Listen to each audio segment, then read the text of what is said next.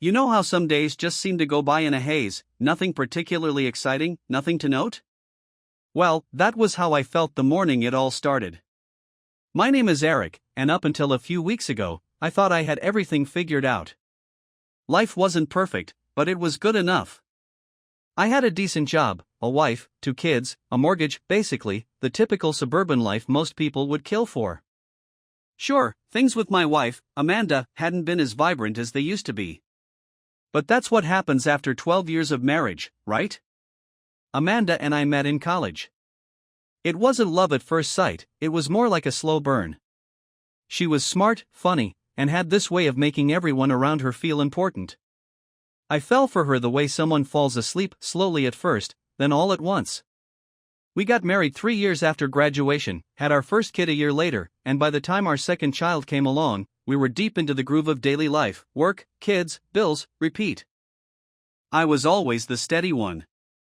I worked long hours at the firm, and when I got home, I helped with the kids and chores.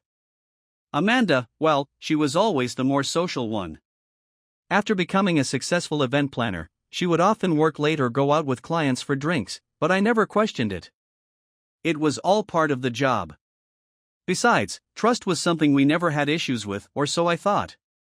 Recently, though, something felt off. Amanda had been distant, spending more time on her phone, disappearing into the bathroom for longer than usual.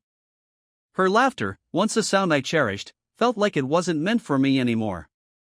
I shrugged it off, convincing myself I was just overthinking things. After all, couples go through phases, right? I had no idea that everything I knew, everything I trusted, was about to come crashing down around me. It started as a regular Tuesday. I woke up to the sound of my alarm, hit snooze a couple of times, and finally dragged myself out of bed. Amanda was already gone by the time I made it downstairs. She'd started leaving earlier than usual for work lately, which was odd, but she'd told me she was handling a big client and needed to be more hands-on. I didn't think much of it. I went through the motions, made breakfast for the kids, packed their lunches, and dropped them off at school before heading to the office. It was just another day of meetings, deadlines, and email chains I could hardly care about. By the time I clocked out, I was more than ready to head home, maybe crack open a beer and relax in front of the TV. On my way home, I got a text from Amanda saying she'd be working late again. I stared at the screen for a moment. It was the 3rd time that week. Something about the message felt wrong. It was just a simple, working late, don't wait up, but there was a tone to it that I couldn't quite put my finger on. Like she wasn't just telling me she'd be late, she was warning me not to ask questions. I tried to shake the feeling off. Work was stressful enough, and the last thing I needed was to get paranoid. But the more I thought about it, the more unsettled I became. Amanda and I weren't communicating like we used to. She had become almost robotic, and our conversations had dwindled down to the essentials, stuff about the kids, groceries, plans for the weekend. There wasn't that spark anymore, not even a flicker.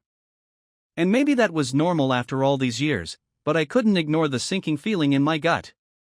When I got home, the house was quiet. The kids were at my mom's for the night, so it was just me. I grabbed a beer from the fridge and collapsed on the couch, turning on the TV more out of habit than anything else. I was mindlessly flipping through channels when I noticed Amanda's iPad on the coffee table. She always carried it with her, especially when she was working. I figured she must have forgotten it in her rush to get out the door that morning. I wasn't the snooping type. I'd never had any reason to doubt Amanda before. But that feeling in my gut wouldn't leave me alone. It nagged at me, pushed me to do something I never thought I'd do. Before I knew it, I was reaching for the iPad, telling myself it was just to clear my head. Just to make sure I wasn't imagining things. Her screen wasn't locked. She never bothered to set up a passcode because she didn't think anyone in the house would go through her stuff. My thumb hovered over the messages icon, hesitating for a moment, and then I tapped it. The first few messages were between her and some friends, nothing out of the ordinary. But as I scrolled down, I noticed a conversation that made my heart stop. It was with someone named Jay. No last name, just the letter. The most recent message was from him: "Can't wait to see you tonight." I froze. My brain was trying to catch up with what I was seeing, but it couldn't make sense of it. I scrolled up, and there were more messages. Some of them innocent enough, others, not so much. They'd been meeting up for weeks, maybe longer. The texts were playful, flirtatious, but also filled with a kind of intimacy I hadn't shared with Amanda in years. It wasn't just sex they were talking about, it was late-night drives, secret lunches, inside jokes. I kept scrolling, my heart pounding in my chest. The further I went, the clearer it became, this wasn't some random flirtation. This was an affair. A full-blown affair, and I had been too blind to see it.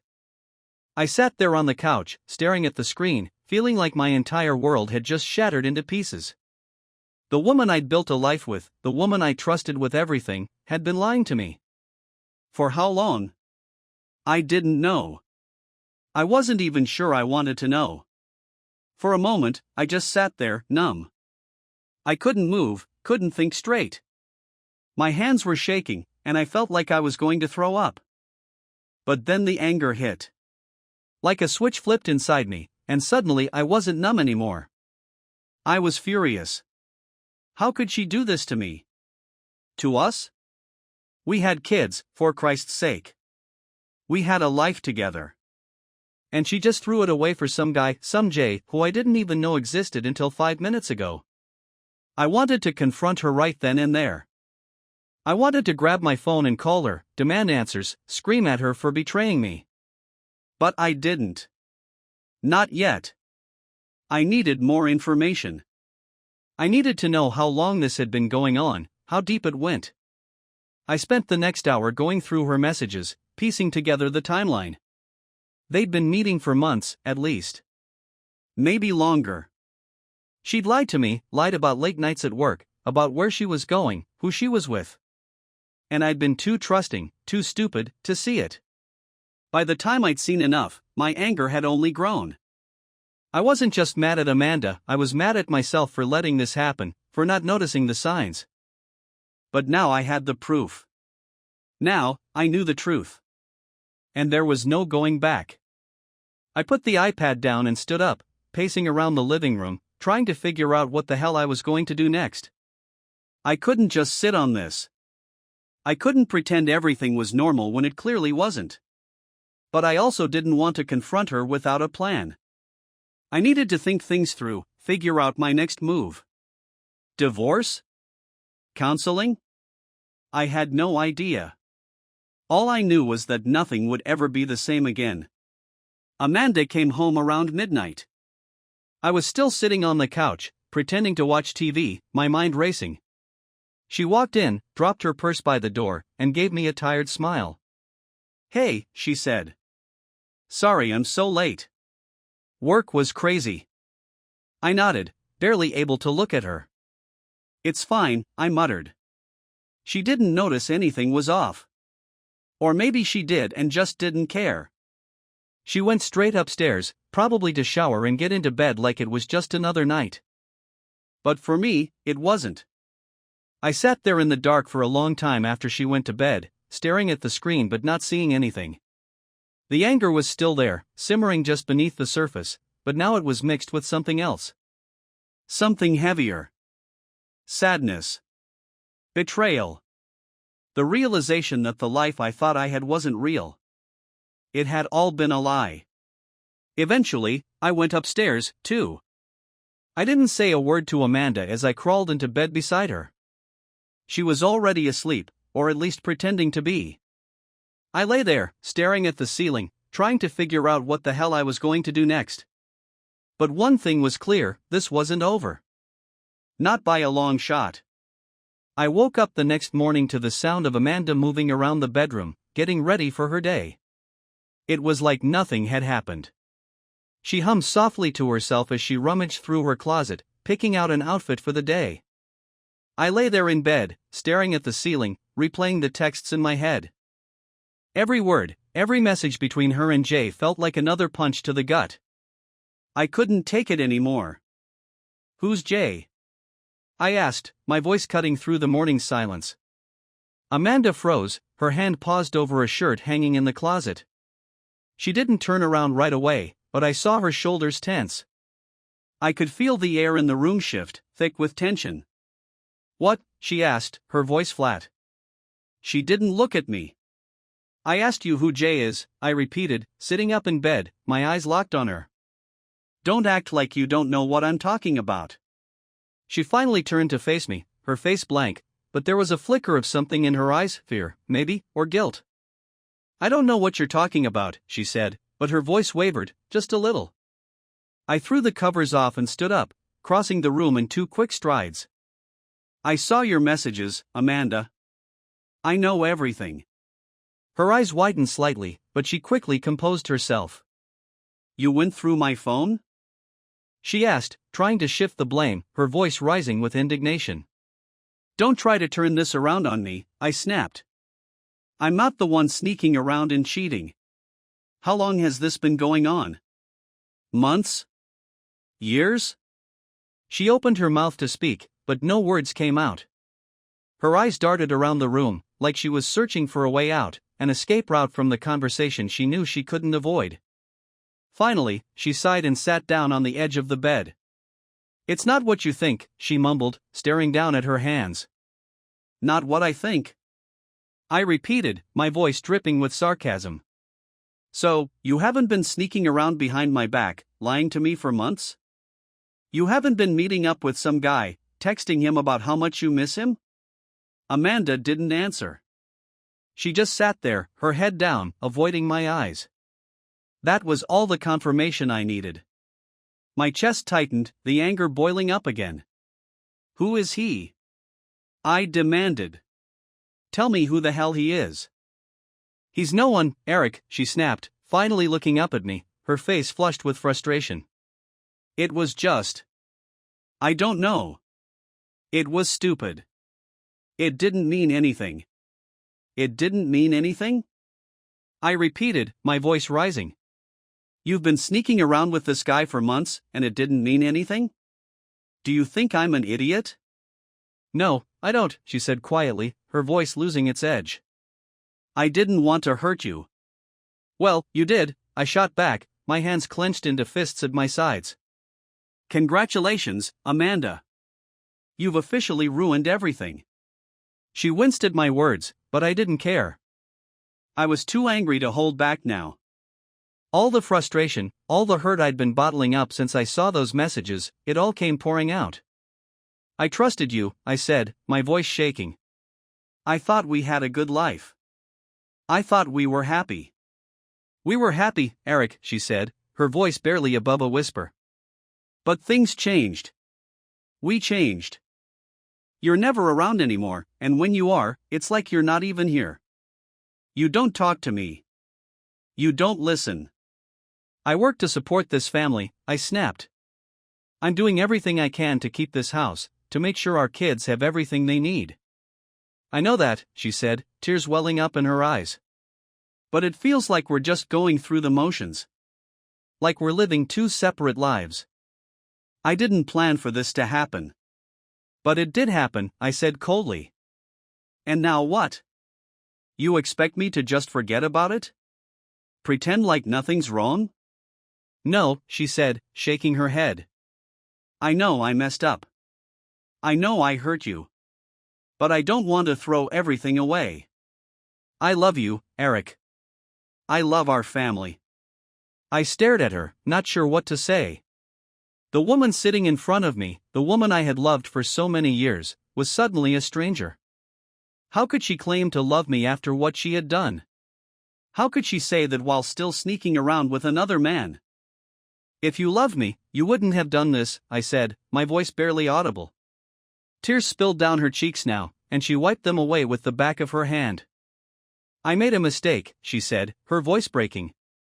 "I know I can't take it back, but I want to fix this. I want us to be okay again." I shook my head, taking a step back from her. "How the hell do you think we can fix this, Amanda? You've been lying to me for months. How am I supposed to trust you again?" She didn't have an answer for that. She just sat there, sobbing quietly, her shoulders shaking. And for a brief moment, I almost felt sorry for her. Almost. But then the image of those messages flashed in my mind again, and the anger returned. I couldn't let her off the hook that easily. She had betrayed me, betrayed everything we had built together. "I want him out of your life," I said, my voice low and steady. "No more messages, no more meetings. Nothing. If you even think about seeing him again, we're done." She nodded quickly, her face pale. "I promise. It's over. I'll block his number, delete everything. I'll do whatever it takes." I didn't believe her. Not really. But I needed to see what she would do, how far she would go to make things right.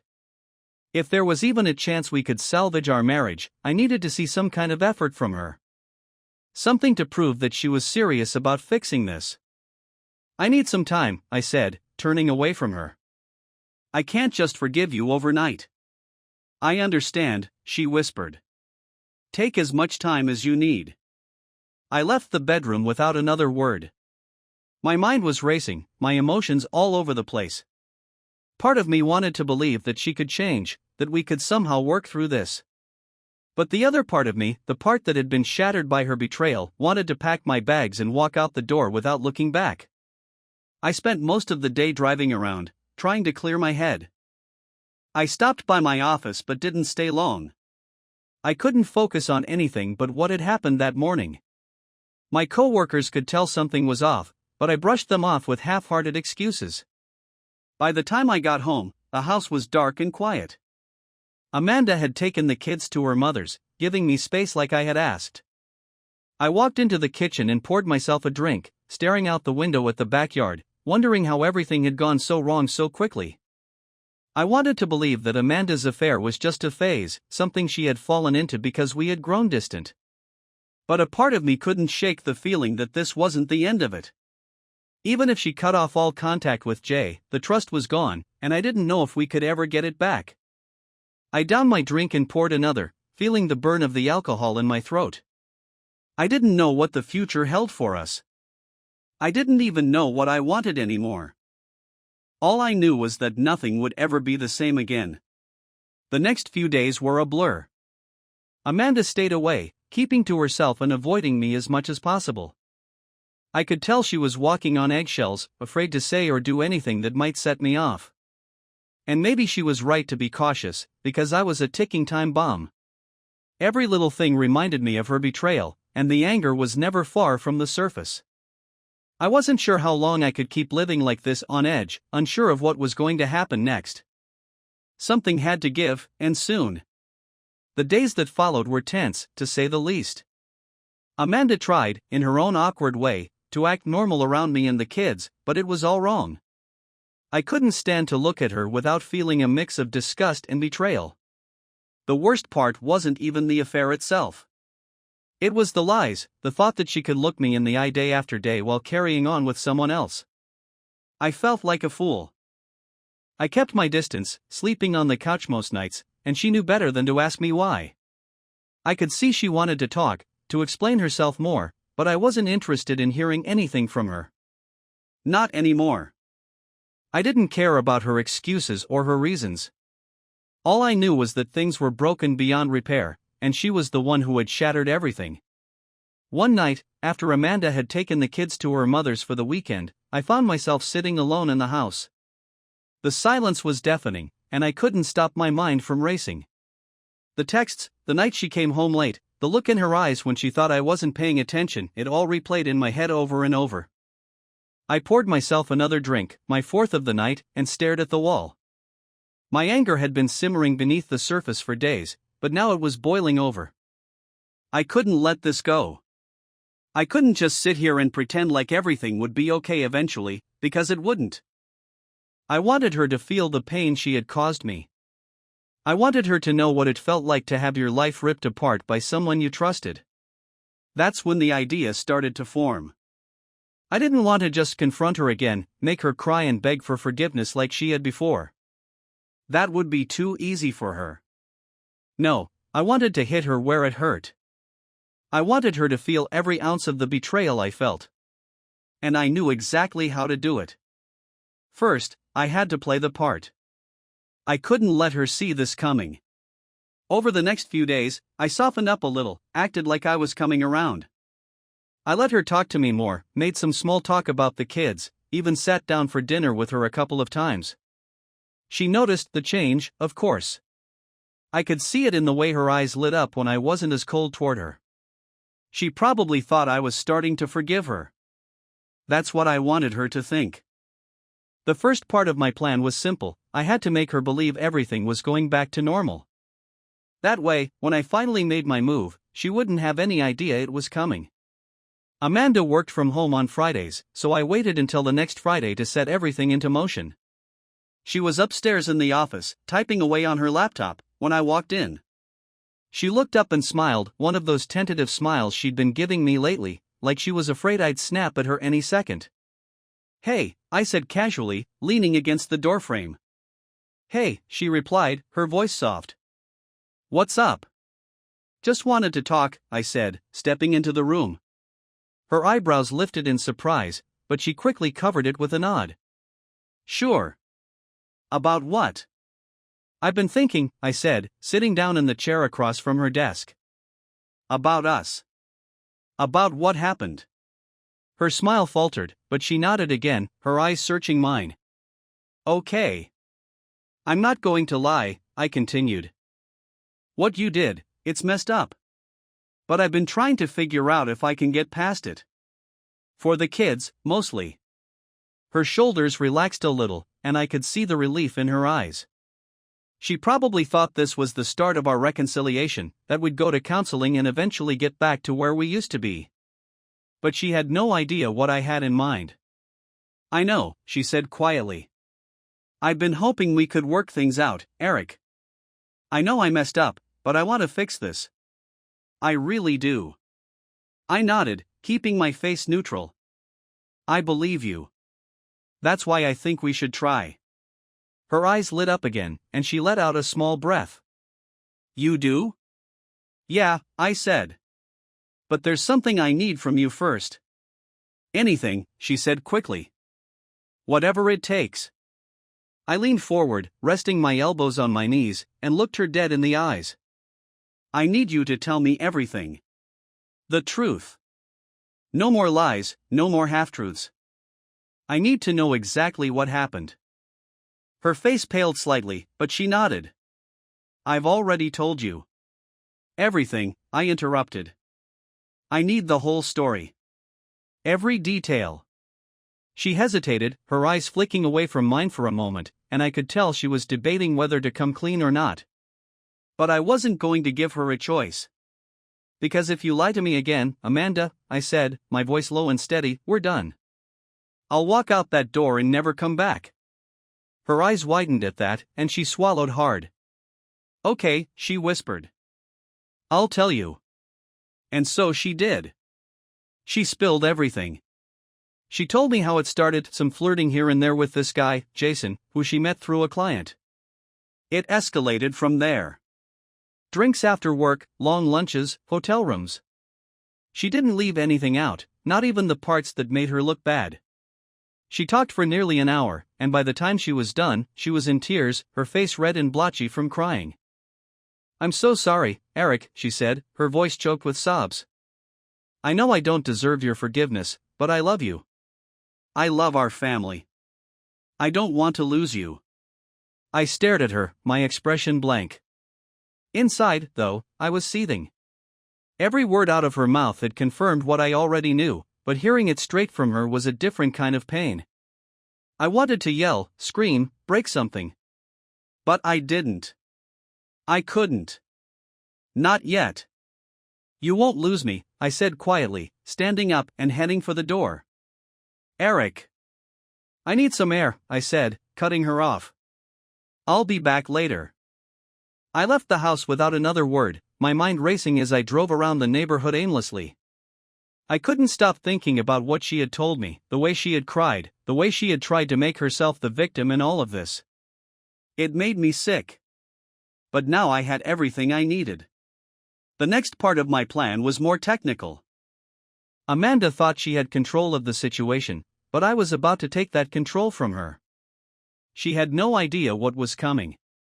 That night, after she went to bed, I logged into our joint phone plan and checked her call history. I already knew the number for Jason, so I looked through the records, noting every call, every text. There were a lot more than I had anticipated. I took screenshots of everything, making sure I had plenty of evidence to back me up when the time came. Next, I logged into her social media accounts. She had always been careless with her passwords, so it wasn't hard to figure out. I scrolled through her messages, finding more damning evidence of the affair, flirty messages, plans to meet up, even a few photos that made my blood boil. I saved everything. Over the next week, I compiled it all: texts, call logs, social media messages, photos.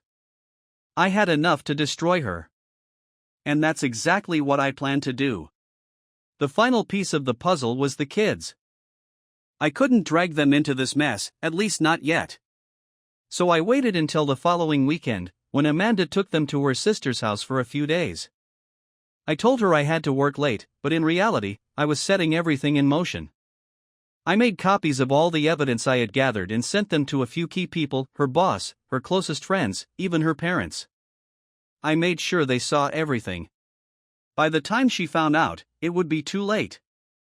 Her reputation, her relationships, they would all be in tatters. The next part was even more brutal.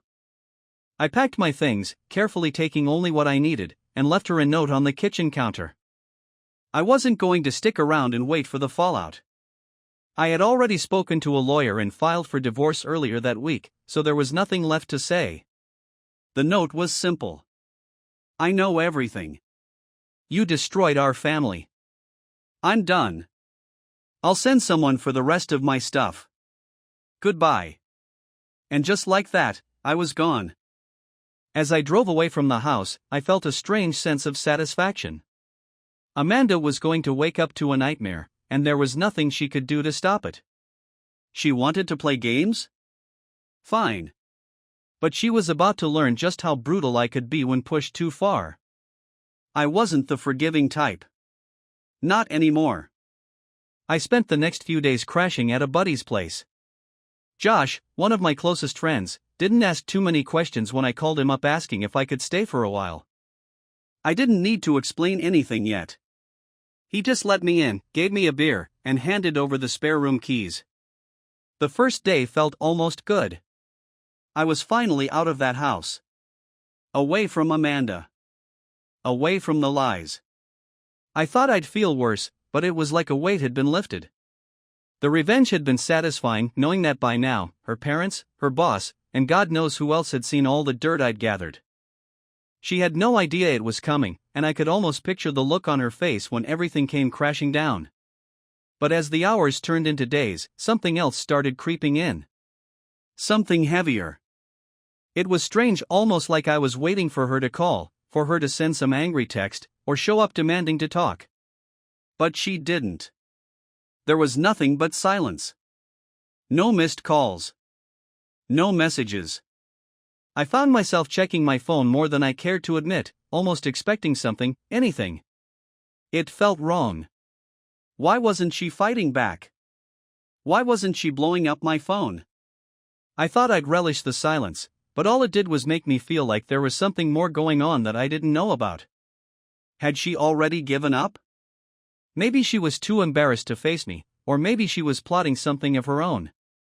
Either way, I had no intention of making the first move. I stayed in Josh's guest room for the rest of the week, trying to keep busy with work and anything else that could distract me from thinking too much. But the quiet moments were the worst. Every time I sat still for too long, the thoughts came rushing back. I was angry, still, but now there was this sadness too, this hollow feeling in my chest that wouldn't go away. On the 6th day, my phone finally rang. It was Amanda. I let it ring a few times, staring at her name on the screen, unsure whether I even wanted to pick up. Part of me wanted to hear her voice, to hear her try to explain herself, to see if she'd offer some pathetic excuse for what she'd done. But the other part of me didn't want to hear anything at all. I didn't want to give her the satisfaction of knowing I still cared enough to pick up. Still, something made me answer. "What do you want?" I said, my voice cold and distant. There was a pause on the other end before she spoke. "We need to talk, Eric." About what? Haven't you said enough? Another pause. I could hear her breathing, shaky and unsure. I know you're angry. I know you're hurt. But we need to talk face to face. Please. I sighed, running a hand through my hair. What's the point? We're done. I already filed for divorce. There's nothing left to say. I know, she said, her voice breaking slightly. But I need to explain things. You deserve that much. Please, Eric, just meet with me. One last time. There was something in her voice, some desperation, maybe regret, that gave me pause. I wanted to hang up, to tell her to go to hell and leave me alone, but something about the way she asked made me hesitate. Fine, I muttered. Tomorrow. 5 p.m. I'll meet you at the park by the lake. Be there, or don't. I don't care. I'll be there, she said softly, and then the line went dead. I spent the rest of that night restless, going over every possible scenario in my head. What could she possibly say that would make any difference now? She'd already admitted to everything. The evidence was out there for everyone to see. What could she want from me? Apologies wouldn't change anything. Tears wouldn't either. The next day, I showed up at the park around 4:45 p.m., early, because even though I hated to admit it, I wanted to get this over with. The sky was gray and overcast, fitting for the mood I was in.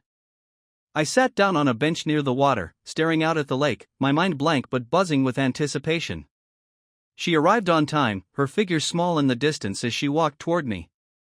I hadn't seen her in a week, and for a moment, she didn't look like the woman I'd been married to for 12 years. She looked different. There was no makeup on her face, no carefully styled hair. She looked exhausted, like she hadn't slept in days, her eyes red and swollen from crying. She approached slowly, stopping a few feet in front of me.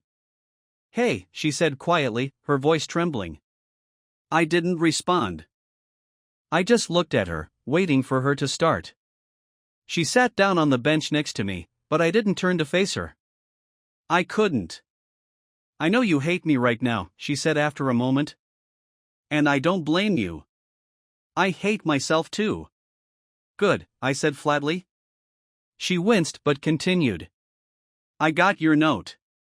I saw everything you sent. My parents. My boss. Everyone knows. They all know what I did. I didn't say anything. She deserved every bit of it. I didn't call you before because I didn't know what to say, she admitted. I knew this was all my fault, and I didn't know how to face you after what I did. You had every right to do what you did. But, Eric, I need to explain why. Why? I snapped, finally turning to face her. What could you possibly say that would make any of this better? You cheated on me, Amanda. You lied to me, to our kids, to everyone. And you're sitting here acting like there's some grand reason that'll make me feel better about it? She shook her head quickly, her eyes filling with tears. No, I know nothing I say will make you feel better. I need you to understand that it wasn't about you. It wasn't because I didn't love you. Bullshit, I spat. If you loved me, you wouldn't have done it. You don't do this to someone you love. I did love you, she whispered. I still do. I laughed bitterly. Sure doesn't feel like it. She wiped at her eyes, sniffling. I'm not going to make excuses. I made terrible choices, and I hurt you. I hurt our family. I wish I could take it all back, but I can't. I can't fix what's broken between us. No, you can't, I said, my voice hard. She looked down at her hands, her fingers trembling. I've been trying to figure out why I did what I did. Why I betrayed you like that. And the truth is, I don't know. Maybe I was looking for something I felt was missing. Maybe I was just selfish. But it was never about not loving you, Eric. I just lost myself. Lost yourself? I repeated, shaking my head. That's your excuse? She shook her head again. It's not an excuse. There's no excuse for what I did.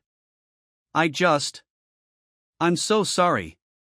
We sat in silence for a few moments, the sound of the wind rustling through the trees the only thing filling the space between us.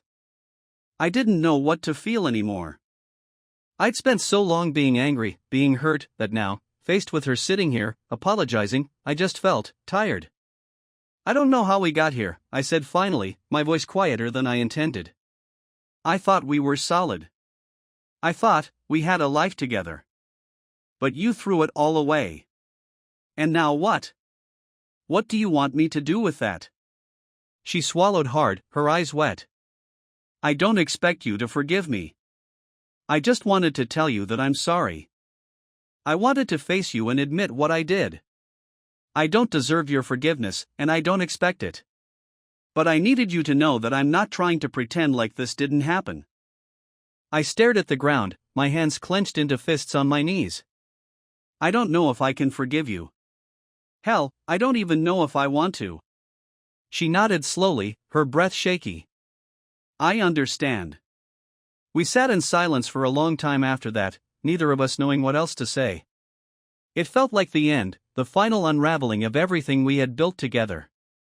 There were no more accusations left, no more anger to throw at each other. Just a hollow sense of finality.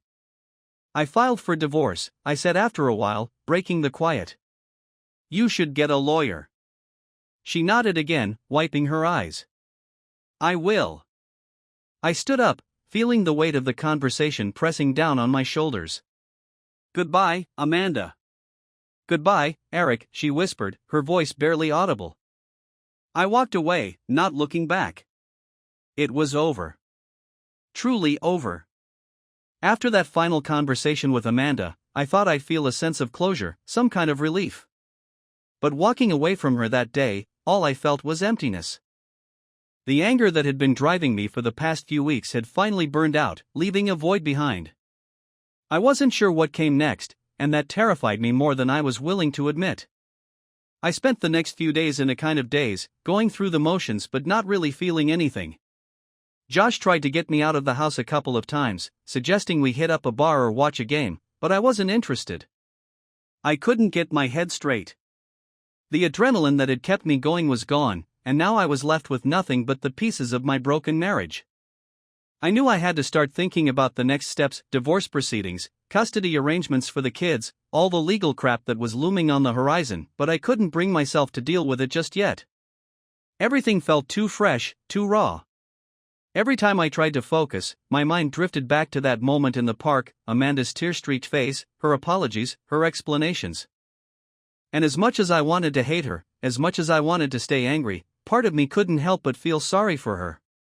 For both of us. 12 years. That's how long we'd been married.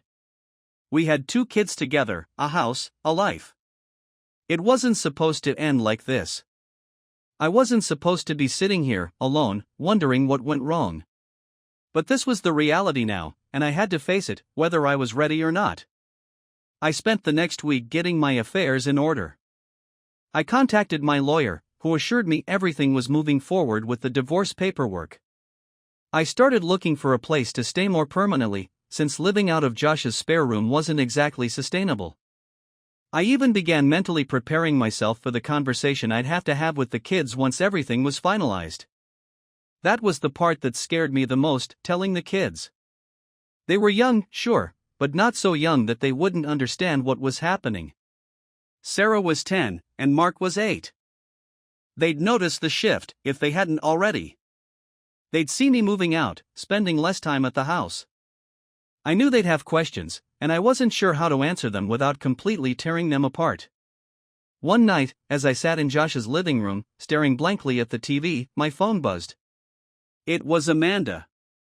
I hadn't heard from her since our meeting at the park, and part of me hoped she wouldn't reach out again.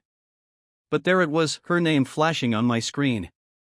I hesitated, my thumb hovering over the answer button, debating whether I wanted to hear what she had to say. I finally answered. What is it? Her voice was quiet, almost hesitant. Eric. I was wondering if we could talk about the kids. Of course. The kids. It was inevitable that we'd have to have this conversation.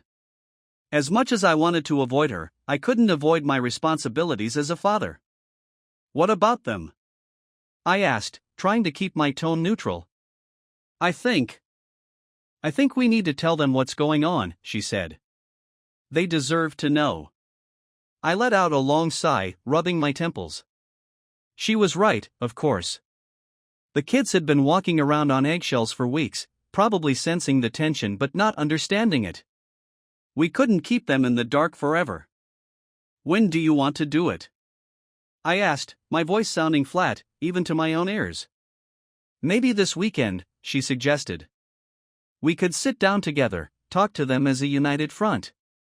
Let them know that we both love them and that this isn't their fault. I hated the idea of sitting down with Amanda, pretending we were still some kind of team, but I knew it was the right thing to do for the kids. They needed to hear it from both of us. They needed to see that, no matter what, we were still their parents. Fine, I said after a long pause. We'll talk to them this weekend. Thank you, she said softly. I appreciate it. I didn't respond. I just hung up the phone and leaned back against the couch, feeling more exhausted than I had in weeks. That weekend, I drove over to the house for the first time since I'd left. I wasn't looking forward to it. Just being there, in the place where everything had fallen apart, felt like stepping back into a nightmare. But I had to be there for Sarah and Mark, no matter how much I didn't want to face Amanda again. When I pulled into the driveway, I noticed the kids were outside, playing in the front yard. They ran up to me as soon as I got out of the car, their faces lighting up with excitement. Dad! Mark shouted, throwing his arms around my waist. You're home. I forced a smile, ruffling his hair. Hey, buddy. How've you been? Good. We missed you, Sarah chimed in, wrapping her arms around me too. I missed you guys too, I said, my heart aching as I held them close. For a brief moment, I let myself forget about everything else, the betrayal, the anger, the pain. It was just me and my kids, and that was all that mattered. But that moment didn't last long. I could see Amanda standing in the doorway, watching us with a sad smile on her face. I took a deep breath and pulled away from the kids, trying to prepare myself for what was coming. Come on inside, Amanda called to the kids. We need to talk. They both looked confused but followed her into the house, glancing back at me with questioning eyes. I could see the worry starting to creep into their expressions, and it broke my heart. We sat down in the living room, Amanda and I on the couch, the kids sitting on the floor in front of us. I glanced at Amanda, waiting for her to start, but she just stared down at her hands, her lips pressed into a thin line. I realized she was waiting for me to take the lead. Okay, guys, I began, my voice steady but gentle. Your mom and we need to talk to you about something important. Sarah looked up at me with wide eyes. Is something wrong? I swallowed hard, feeling the weight of the moment settle in. Your mom and we're not going to be living together anymore. Mark furrowed his brow, looking back and forth between us. Why not? It's complicated, I said carefully. Sometimes, even when people care about each other, they just grow apart. We're still your parents, and we both love you very much. But we're going to be living in different places from now on. Tears welled up in Sarah's eyes, and she wiped them away with the back of her hand. You know how some days just seem to go by in a haze, nothing particularly exciting, nothing to note? Well, that was how I felt the morning it all started. My name is Eric, and up until a few weeks ago, I thought I had everything figured out. Life wasn't perfect, but it was good enough. I had a decent job, a wife, 2 kids, a mortgage, basically, the typical suburban life most people would kill for. Sure, things with my wife, Amanda, hadn't been as vibrant as they used to be. But that's what happens after 12 years of marriage, right? Amanda and I met in college. It wasn't love at first sight, it was more like a slow burn. She was smart, funny, and had this way of making everyone around her feel important. I fell for her the way someone falls asleep, slowly at first, then all at once. We got married 3 years after graduation, had our first kid a year later, and by the time our second child came along, we were deep into the groove of daily life: work, kids, bills, repeat. I was always the steady one. I worked long hours at the firm, and when I got home, I helped with the kids and chores. Amanda, well, she was always the more social one. After becoming a successful event planner, she would often work late or go out with clients for drinks, but I never questioned it. It was all part of the job. Besides, trust was something we never had issues with, or so I thought. Recently, though, something felt off. Amanda had been distant, spending more time on her phone, disappearing into the bathroom for longer than usual. Her laughter, once a sound I cherished, felt like it wasn't meant for me anymore. I shrugged it off, convincing myself I was just overthinking things. After all, couples go through phases, right? I had no idea that everything I knew, everything I trusted, was about to come crashing down around me. It started as a regular Tuesday. I woke up to the sound of my alarm, hit snooze a couple of times, and finally dragged myself out of bed. Amanda was already gone by the time I made it downstairs. She'd started leaving earlier than usual for work lately, which was odd, but she'd told me she was handling a big client and needed to be more hands-on. I didn't think much of it. I went through the motions, made breakfast for the kids, packed their lunches, and dropped them off at school before heading to the office. It was just another day of meetings, deadlines, and email chains I could hardly care about. By the time I clocked out, I was more than ready to head home, maybe crack open a beer and relax in front of the TV. On my way home, I got a text from Amanda saying she'd be working late again. I stared at the screen for a moment. It was the third time that week. Something about the message felt wrong. It was just a simple, working late, don't wait up, but there was a tone to it that I couldn't quite put my finger on. Like she wasn't just telling me she'd be late, she was warning me not to ask questions. I tried to shake the feeling off. Work was stressful enough, and the last thing I needed was to get paranoid. But the more I thought about it, the more unsettled I became. Amanda and I weren't communicating like we used to.